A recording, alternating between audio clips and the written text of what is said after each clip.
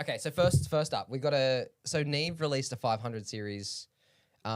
Yeah, So 500 series compressor. So you guys put it in the chat, and I didn't even really look at it. So Looked at it yet? this is all new to me. Hectic. So let's go Neve 500. All right, let's go straight into some 500 series shit. Yeah. So this is okay. So This Neve, is my jam. so new Neve 500 series. The 88.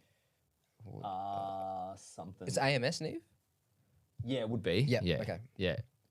Yeah, not Rupert Neve Designs. Yes. It's their new. Is it even there? They haven't even updated their website. There we go. No, the LBC. Okay. Yeah.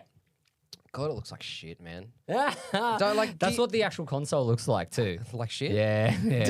Have you seen What do the you 88? think? All right, so do open another tab and bring up the 88R. Okay. The Neve Neve 88R 88R. console. Sorry. Yeah. Yeah. So what everyone should remember, like the one that everyone knows is the 1073, 1081 era of console with the big red Marconi knobs.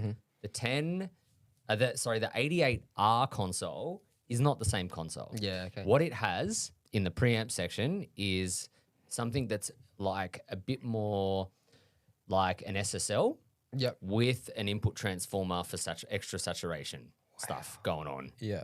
Or it might even be out on the output stage. I'm not sure if it's on the input or output stage. But basically, you know how later on SSL with their newer consoles have done like a saturation knob that'll run through a transformer circuit. Yes. Like modern SSL stuff Yeah, has yeah, that yeah. on their super analog. It's kind of what Neve had done back then. Right. On the 88R. Jeez, it's overwhelming to look at. That Fuck. console will just, it looks like a 1980s Look at sci-fi that. film. Look at right? that shit, dude. Yeah. Like that makes Over-engineered at holy this point. fuck. Um, There's like fucking there's keyboard on it. Yeah. Yeah, it looks like a Ableton push in the middle. Dude, it looks like the inside of the fucking Starship Enterprise, honestly. Yeah. Like, Yeah. like some 80s fucking spaceship or something. It's Totally. pretty out there. Yeah, that's too much for me. Oh, But anyway, yeah. that's where the knob colors come Yeah. from because you can see those dynamics modules Yep. up top there. I can't see anything, to be honest. Yeah. I'd say this looks like an IC see, chip. Yeah, see the pink and green and all okay, that? right. Yeah, you're getting around to Right, whatever right. the dynamic section is there. Okay, so what is this? Remote mic preamps. It's got the remote ones. That's fucking cool. That'd be in the newer version. Right, yeah. that's a All newer right, so version. back to this. So this This is their new offering of a compressor. lunchbox compressor? Compressor? Is that what that is?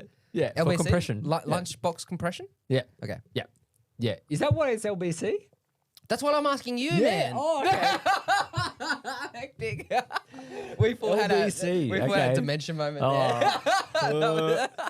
That's got to be it, right? Yeah, it must be. Yeah, cool. All Cool.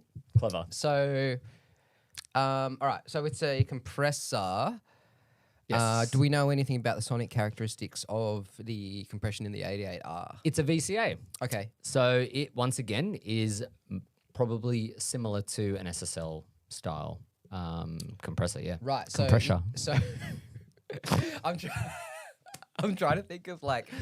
Okay, so SSL has their VCA. channel, the E compressor, the dynamics module from the console. Mm-hmm. Neve doesn't really have In their old 1073 and 1081, whatever like you call those era Yep. of consoles, Yep. they had their bus kind of ones. Yep. You know the 22, you know the one that AM 2254. Yes. Yeah. That's what they would have in Right, a console. right. but they were not on every channel. Yeah. obviously. So Like that they was were their bus buses. compressors. Yeah, 'Cause that's for a the crazy desk. choice for a bus compressor. much. Oh, dude. It's like fucking man. You wanna eat a meal or you just want to eat this block of chocolate with me? Yeah. It's just so fucking heavy. Yep. Yeah. Right. So this is something much cleaner than that. It's Yeah. VCA based Right. because we're getting into the 80s Yeah. where everything's becoming VCA. Yeah. Okay. And Cool. stuff. And you can also see way more like ratio, attack and release, makeup gain, or it's got a release dial, threshold dial, but then the attack release is a switch. So I think one thing I didn't get with these style of compression units, like for example, when we went to the uni, we used the SSL there, and you know how like we were dialing in compression, and it's not like using an 1176 or a LA2A where you're just like, whoa, hear that like juicy fucking pumpy, like you don't get that from these. This is more of a subtle Again, this to me feels more like a tool, whereas the other ones are color boxes. Yes. So this is more, okay, we want to control the dynamics. You might have 20 channels drums, we make sure nothing's peaking. It might add a little bit of vibe and character. Punch. You've got this like snappy punch. slight accumulative effect across the 48 or 100 channels or whatever you've got. So when you approach a unit like this, it's a different way of thinking than say an 1176 or something like that. Which is I had to change my mindset going in because I was like, I'd be turning up the threshold. I'm like, when do I get that feeling? When's it going to go? Yeah, totally. Right. Especially the SSL one. Yeah.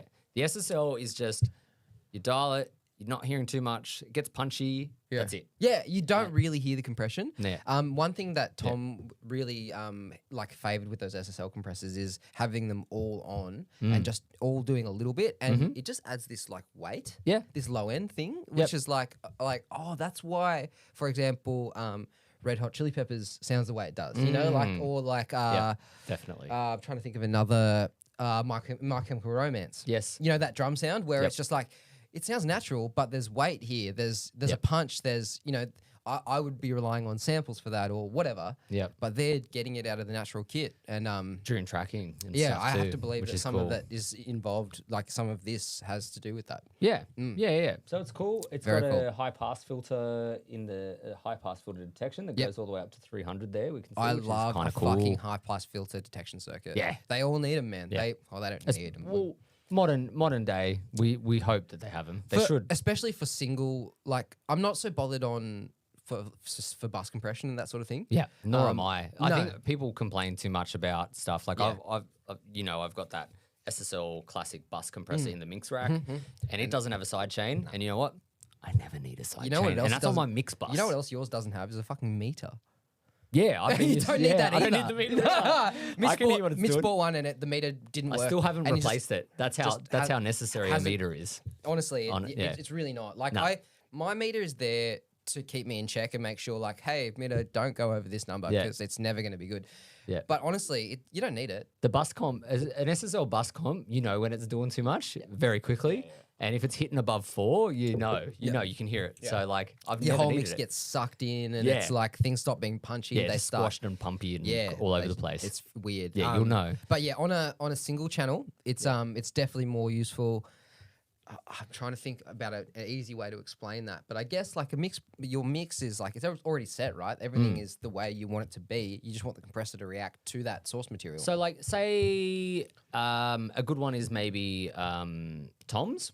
Yep. Do you want the compressor to react to the stick attack or the low information that's going to happen? Yep. So if all the information is going to be there, it's going to grab and hold on to the lows. But if you just want it to bring down the attack a little bit, well, then you can put the filter all the way to 300. Yeah. So it ignores all the low information and just only compresses when the attack of the drum comes in, and that might be more useful. I've got an interesting question for you. Yep. Who's buying these? This is something I wanted to talk about because it's got a lot going on. Yeah. It's got a meter, which is kind of cool. But who's gonna buy this? Do you want to know how much it is? Did you see? I didn't. Let me guess. US. 1800. Oh, I mean, I'm gonna go 1800. No, it's a Neve. The preamp is like $1,500 on its own. 2,300. Nah, you're closer first off. It's 1,000 US. So it'd be really 1,000 US. Okay, hang on. So Neve. Oh, so let's go. Sorry, I saw it out on US. Vintage King. It was 1,000. Okay, yep, that's pretty. They're pretty good. Yeah. To AUD. Yeah. Okay. Yeah. That's more reasonable. But again, answer my question. Who's buying these? I don't know. Yeah. That's what I thought. Shout out to Tom for sending this one through this morning. Yeah. When he sent it through, because he was like, "Oh man, I've always wanted this and the channel strip and whatever." Because he's a big fan. Tom's a much bigger fan of the 88 preamp. Because the guy has it's to work cleaner. on consoles. Yes. Like he actually has to use them all the time. Yeah. And it makes sense. And he's working with bigger budget things and stuff. This is an interesting one. Yeah. Okay. And I don't know who it's All for. right. So who do you think it's for? A bunch of thoughts straight off. Yeah. It looks it looks like the sort of thing you're more likely to see in like an older person's studio. It's not flashy looking, so that's going to affect the younger crowd. They're immediately going to like, oh, the warm one is bright yellow, you know. Like, unfortunately, that's going to make a difference. Yeah, it looks like an old DBX unit to me. That's going to turn a lot of people off. I'm turned off by it. Yeah, that's honestly, like interesting. nothing about the way this looks makes me excited. Which is one of those things that's like, if I'm buying Neve, if I'm spending that much money, I want it to look exciting. Yeah, this is going to be for those old console guys who could never afford the 88R, and now they're like, oh, I can finally have that old console that I wanted all those years. Yep. Because no young person's buying this. Well, not within that budget either. Dude, not a $1,500. No one knows what an 88R. Like, if you're under 30, you probably don't know what an 88R is. Yeah. Like, I'm close to 40. I don't really know what they are. I've never used one. Exactly. Yeah. So you're not going to buy. And if the funny thing is, right, 500 series is aimed at home studio people. Home studio people don't want this kind of thing. They want 1176s. They want things like Colours. that. They want to hear with their money. Whereas people like you and me, when we've got all the things and they're like, okay, I just need some arbitrary things that are going to do a job that other things can't do. This is what, you know. Yeah. I think actually probably, it's going to be people like you and me who do appreciate nice stuff, and then it's going to be the older guys who could never afford the Neves that they wanted. Yeah, and look, maybe something else is happening in America right now with people downsizing to smaller studios. So in America, in Nashville, it's now legal to have a home studio. It was illegal. It's now legal. Legal. Right. It was illegal to actually operate a home studio. Until when? Up until like a couple of years ago. Wow. Yeah. So they've all been doing it. They've been doing it on the sly, but like you could get arrested if your neighbor dobbed you in, kind of thing, for home studios. Yeah. Imagine, you're fined and arrested. Locked up. Your snare sucks, bro. Lock him up. That should be an offense. Yeah, he should be locked up for that snare. Get him. Holy fuck. Anyway. Yeah. So 9 dB at 10K. Get him. Enjoy yourself. Yeah. So